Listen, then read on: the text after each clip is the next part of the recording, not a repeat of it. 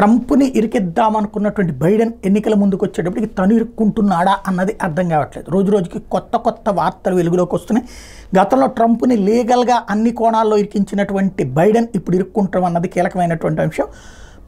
New bank accounts of the Biden family have been found which were used for receiving money being landed from China, Romania, Russia while Biden was vice president with over $240,000 in cheques being directly wired to Biden with no explanation. ఇది ఏ కారణము లేకుండా కొన్ని చెక్కులు China నుండి Biden కుటుంబానికి Biden ఉపాధ్యక్షుడిగా ఉన్నటువంటి సందర్భంలో $240,000 బిలియన్ వచ్చినాయి.